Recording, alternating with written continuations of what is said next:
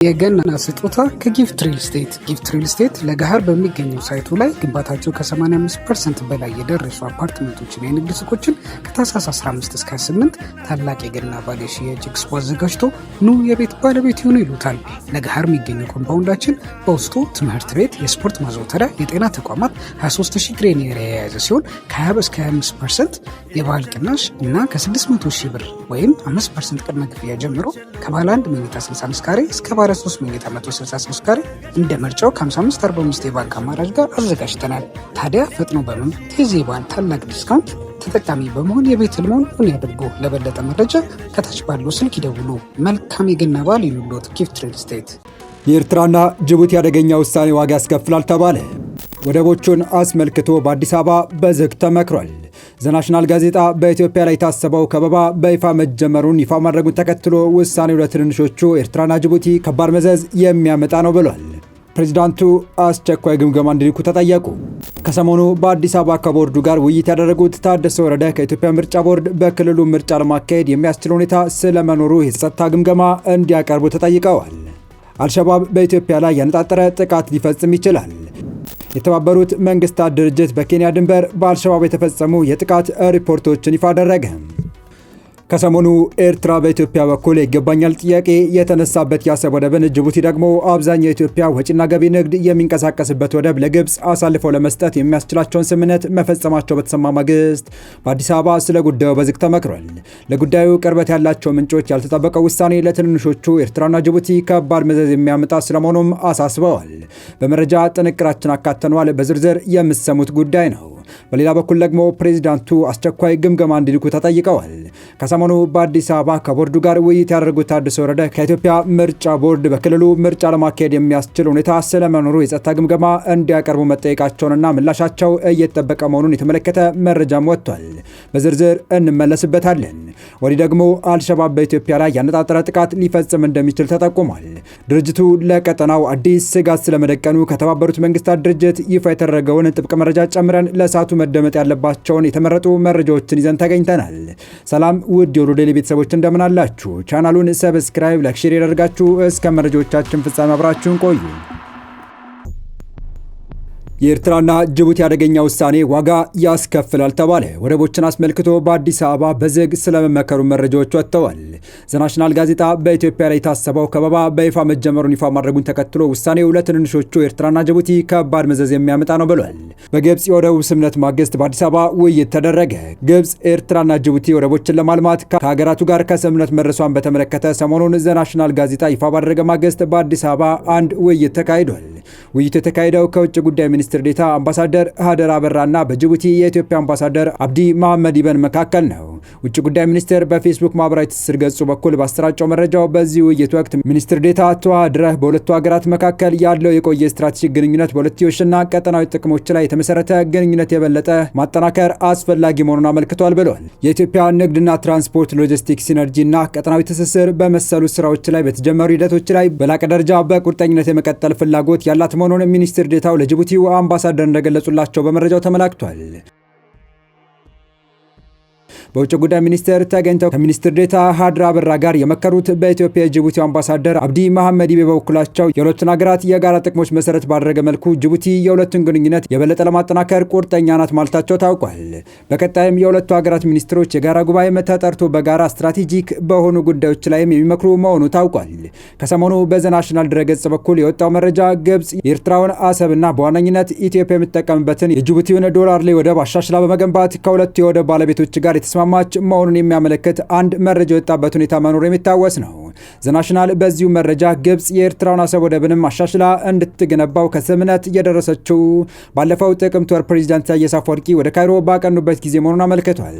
የጅቡቲው ዶራሌ ወደብ የኢትዮጵያ ዋነኛ ዓለም አቀፍ ንግድ መውጫና መግቢያ በር ሲሆን ከአባይ ወንዝ ጋር በተያያዘ የኢትዮጵያ ባላንጣ የሆነችው ግብፅ ከጅቡቲ ጋር ስምምነት ላይ ደረሰች የሚባሉ ጉዳይ ብዙዎችን አነጋግሯል። ዘናሽናል ይህንኑ መረጃ ያሰራጨው የካይሮ ምንጮች እየነገሩኝ በማለት ሲሆን እስካሁን ባለው ሁኔታ መረጃው በሚመለከታቸው የግብፅ ኤርትራና ጅቡቲ በኩል በይፋ የተባለ ነገር የለም። ይህ በእንዲህ እንዳለ ኢትዮጵያ በዙሪያዋ ያሉ ወደቦች በባቡር ለማገናኘት የ5000 ኪሎ ሜትር መስመር ጥናት ማጠናቀቋን አስታውቃለች። ኢትዮጵያ በርበራ፣ ሞምባሳ፣ ጅቡቲና ፖርት ሱዳንን ጨምሮ በዙሪያ ያሉ ሁሉንም ወደቦች በባቡር መስመር ለማገናኘትና የ5000 ኪሎ ሜትር የባቡር መስመር ጥናት ማጠናቀቋን የትራንስፖርትና ሎጂስቲክስ ሚኒስቴር አስታወቀ። የትራንስፖርትና ሎጂስቲክስ ሚኒስትር ዴኤታ በርጹ ሐሰን ለአዲስ ዘመን ጋዜጣ እንደገለጹት ሀገሪቱ በዙሪያ ያሉ ወደቦችን በባቡር ለማገናኘት ሰፊ ዕቅድ ይዛ እየሰራች ትገኛለች። ጥናቱ የተጠናቀቀው የ5000 ኪሎ ሜትር መስመርም ይህንን የትስስር ዕቅድ ለማሳካት ያለመ መሆኑን አብራርተዋል። የኢትዮ ጅቡቲ ባቡር ትራንስፖርት ባለሙያዎች ስራውን ከተረከቡ በኋላ የጥገና አቅማቸውን እያሳደጉ መሆኑን የገለጹት አቶ በርጹ ወደቦችን ለማገናኘት የተጠኑ አዳዲስ የባቡር መስመሮች ወደ ተግበራ እንዲገቡ አስፈላጊውን ጥረት እየተደረገ መሆኑን ገልጸዋል። ይህ የባቡር መሰረተ ልማት ዝርጋታ የሀገሪቱን የሎጂስቲክስ ቅልጥፍና በእጅጉ እንደሚያሳድግ ይጠበቃል። በቀጣይ መረጃ ከሰሞኑ በአዲስ አበባ ከቦርዱ ጋር ውይይት ያደረጉት ታደሰ ወረደ ከኢትዮጵያ ምርጫ ቦርድ በክልሉ ምርጫ ለማካሄድ የሚያስችል ሁኔታ ስለመኖሩ የጸጥታ ግምገማ እንዲያቀርቡ መጠየቃቸውና ምላሻቸው እየተጠበቀ መሆኑ የተመለከተ መረጃ ወጥቷል። የኢትዮጵያ ብሔራዊ ምርጫ ቦርድ በትግራይ ክልል ምርጫ ለማካሄድ የሚያስችል ምቹ ሁኔታ መኖሩን ለመወሰን ከክልሉ ጊዜያዊ አስተዳደር ፕሬዚዳንት ይፋዊ የጸጥታ ሁኔታ ግምገማ እየጠበቀ መሆኑን አስታወቀ። ምርጫ ቦርድ ለአዲስ ስታንዳርድ እንደገለጸው የጊዜያዊ አስተዳደሩ የምርጫ ወረዳዎችን በጸጥታ ሁኔታዎች ላይ በመመስረት በአረንጓዴ፣ ቢጫ፣ ቀይ ቀጠናዎች በሚል መለየት ሪፖርት እንዲያቀርብ በይፋ ጠይቋል። ቦርዱ ይህ መረጃ ሳይደርሰው በትግራይ ክልል ምርጫ ስለማካሄድ ምንም አይነት ውሳኔ ላይ መድረስ እንደማይችል ገልጿል። በክልሉ ምርጫ ማካሄድ ይቻላል ወይስ አይቻልም በሚለው ጉዳይ ላይ ከባለድርሻ አካላት ጋር ተወያይተን ምላሽ እንሰጣለን ያሉት ጀነራል ታደሰ ምላሹም በዚህ ሳምንት ውስጥ እንደሚሰጥ ጠቁመዋል። ጀነራል ታደሰ ባለፈው ሳምንት ከፌዴራል መንግስት ጋር ለመወያየት አዲስ አበባ በነበሩበት ወቅት ከምርጫ ቦርድ ኃላፊዎች ጋር መነጋገራቸውንና ቦርዱ በዋናነት በትግራይ ስላለው የጸጥታ ሁኔታ ጥያቄ ማቅረቡን ገልጸዋል። ጀነራል አክለውም አስተዳደሩ የሚሰጠው ምላሽ በሁለቱ አማራጮች ላይ የተመሰረተ እንደሚሆን በመጠቆም ይኸውም ምርጫው በዚህ ዓመት ሊካሄድ እንደሚችል ከምክንያት ጋር በመግለጽ ወይም ሁኔታዎች የማይፈቅዱ ከሆነ የማይቻልበትን ምክንያት ማስረዳት ነው። ጉዳዩ አናደርግም ብሎ የመቃወም ሳይሆን እንደ ነባራዊ ሁኔታ ይቻላል ወይስ አይቻልም የሚል ነው ሲሉ አስረድተዋል።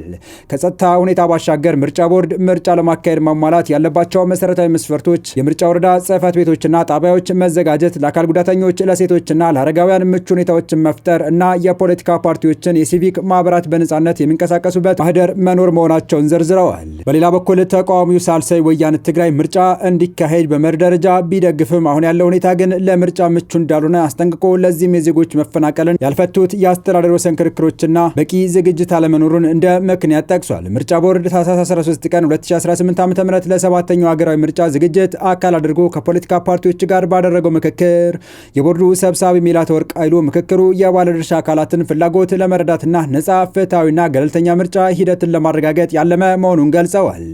የፖለቲካ ፓርቲዎች የህዝብ ተወካዮች ምክር ቤት እጩዎች ለምዝገባ የሚያስፈልጓቸውን የድጋፍ ፊርማ መስፈርት በማንሳቱ ደስተኞች መሆናቸውን ሲገልጹ ሰብሳቢዋ ቦርድ የምርጫ አስፈጻሚዎችን ዝርዝር ለፓርቲዎች ማሰራጨቱና ግብረ መልስ እየጠበቀ መሆኑን እንዲሁም ለበጀት ድልድል አስፈላጊ ሰነዶች እንዲቀርቡ መጠየቁን አስታውቀዋል። ምርጫ ቦርድ ለሰባተኛው ሀገር አቀፍ ምርጫ ባወጣው የቅድመ ዝግጅት መርሃ ግብር መሰረት ሀገሪቱን በ3 የጸጥታ ሁኔታ ቀለማት የመለየት ስርዓት መዘርጋቱን አስታውቆ በክልሎች ምርጫ ስለማካሄድ የመጨረሻ ውሳኔ የሚሰጠው ከክልል አስተዳደሮችና ከጸጥታ ተቋማት የሚቀርቡለት ሪፖርቶች መርምሮ እንደሚሆን አስታውቋል። በዚህ ስርዓት መሰረት አረንጓዴ ተብለው የተመደቡ አካባቢዎች ለምርጫ ዝግጁ እንደሆኑ የሚቆጠሩ ሲሆን ቢጫ ቀጠናዎች አስፈላጊው ጥንቃቄ እየተደረገ ምርጫ ሊካሄድባቸው የሚችሉና ቀይ ተብለው የተለዩ ደግሞ በነባራዊ የጸጥታ ስጋት ምክንያት ምርጫ ለማካሄድ የማይመቹ ተብለው ተለይተዋል። ስርዓቱ መራጮች ከመመዝገባቸው በፊት የምርጫውን አፈጻጸም ለመወሰን የሚረዳ ሲሆን ከስድስተኛው ሀገራዊ ምርጫ በተለይም በቤንሻንጉል ጉሙዝ የነበረው ተሞክሮ ትምህርት የተወሰደበት መሆኑን ተገልጿል። ቦርዱ እንዳመላከተው ሂደቱ በ3 ቀለማት የተከፋፈለ የሰላምና ጸጥታ ግምገማ በማካሄድ ጀምሮ ከስራ መምሪያዎች ጋር በተጣጣመ መልኩ ከፖለቲካ ፓርቲዎች፣ ከሲቪክ ማህበራት፣ ከክልልና ከከተማ አስተዳደሮች እንዲሁም ከጸጥታ አካላት ጋር የምክክር መድረኮች ያካሂዳል። ወደ መጨረሻው መረጃ ተሻገርን። የአልሸባብ የሽብር ቡድን ለሶማሊያና ለቀጠናው ሀገራት ትልቅ አሁናዊ የደህንነት ስጋት ሆኖ መቀጠሉን የተባበሩት መንግስታት የባለሙያዎች ቡድን አስታወቀ። የአልሸባብ የሽብር ቡድን ለሶማሊያና ለቀጠናው ሀገራት ትልቁ አሁናዊ የደህንነት ስጋት ሆኖ መቀጠሉን የተባበሩት መንግስታት ድርጅት ባለሙያዎች ቡድን ከትናንትና ወዲያ ረቡዕ ዕለት ባወጣው ሪፖርት ላይ ገልጿል። በዚህም አልሸባብ በቀጠናው ደህንነት ላይ በተለይም ደግሞ በኬንያ ደህንነት ላይ ትልቅ አሁናዊ ስጋትን የደገነ መሆኑን ሪፖርቱ አመላክቷል። ምክንያቱ ደግሞ ቡድኑ ራሱ ያመረታቸውን ተቀጣጣይና ተተኳሽ ጭምር በመጠቀም በኬንያ ላይ ተደጋጋሚ ጥቃቶችን እየፈጸመ የሚገኝ በመሆኑ ነው። በዚህ ዓመት ብቻ አልሸባብ የሶማሊያ አዋሳኝ በሆኑት ማንዴራና ላሙ የተባሉ የኬንያ ግዛቶች ላይ በአማካኝ በወር 6 ጥቃቶችን ፈጽመዋል። በመሆኑም አልሸባብ በኬንያ የደህንነት ኃይሎች ላይ ያነጣጠረ ጥቃቶችን በመፈጸም መሰረተ ልማቶችን በማውደም ከብቶችን በመስረቅ ሴቶችን አፍኖ በመውሰድና በመድፈር ለኬንያ ትልቅ የደህንነት ስጋት ሆኗል ሲል የተባበሩት መንግስታት የባለሙያዎች ቡድን በሪፖርቱ ገልጿል። የአልሸባብ የሽብር ቡድን በቀጠናው ላይ የሚፈጠረው የደህንነት ስጋት የሚመነጨው በዋና ከተማዋ ሞቃዲሾ በሀገሪቱ ፕሬዚዳንት ላይ ግድያ እስከ መሞከር የዘለቀ ጥቃት የመፈጸም አቅሙ ብቻ ሳይሆን የቡድኑ ከፍተኛ የሆነ ፕሮፓጋንዳ የመስራት አቅም፣ የተራቀቀ የዝርፊያና ገንዘብ የማግኛ ስልቱ እንዲሁም አደገኛ ያስገድዶ ምልመላ ስልቱ ጭምር መሆኑንም የመንግስታቱ ድርጅት የባለሙያዎች ቡድን አመልክቷል። የተባበሩት መንግስታት ድርጅት የባለሙያዎች ቡድን ሪፖርት ይህንን ይበል እንጂ የሶማሊያ መንግስት በአልሸባብ ላይ የሚካሄደውን ጥቃት አጠናክሮ መቀጠሉና ድሉም እየተቀዳጀ መሆኑን ፕሬዚዳንት ሐሰን ሼክ መሐመድ በተደጋጋሚ ሲገልጹ መሰማታቸው አይዘነጋም። ባለፈው ጥቅምት ወር ላይ የሶማሊያ ብሔራዊ ጦርና አጋሮቹ በማዕከላዊ ጁባ በዋሊ ከተማ ባካሄዱት ዘመቻ የአልሸባብን ተባባሪ መስራችና የቡድኑ የደህንነት መሪ የነበረውን መሐመድ አብዲ ሐሙድ ወይንም በቅጽል ስሙ ጃክፋር ጎሬ የሚባለውን የአልሸባብ ዋነኛ ሰው መገደሉ መግለጻቸው ይታወሳል። የተወደዳችሁ የቻናላችን ቤተሰቦች ለአሁኑ ለእናንተ ይመጥናሉ ብታደምጧቸው ታተርፉባችኋላችሁ ብለን የመረጥንላችሁ ዕለታዊ መረጃዎቻችን እስካሁን ያደመጣችኋቸው ነበሩ። በተመሳሳይ ሀገራዊና ቀጠናዊ ጉዳዮች እንዲሁም ዓለም አቀፋዊ የጂኦፖለቲካ ወታደራዊና አነጋጋሪ ክስተቶችን ዕለት ተከታትለን በትኩስ ይዘን እንደምንቀርብ እያሳወቅን የቻናሉ ቤተሰብ ካሏችሁ ሰብስክራይብ፣ ቪዲዮን ላይክ እና ሼር በማድረግ ተደራሽነታችን ታሰፉ ዘንድ አክብሮታዊ ግብዣችን ነው። አበቃን። ሰናይ ጊዜን ተመኘን።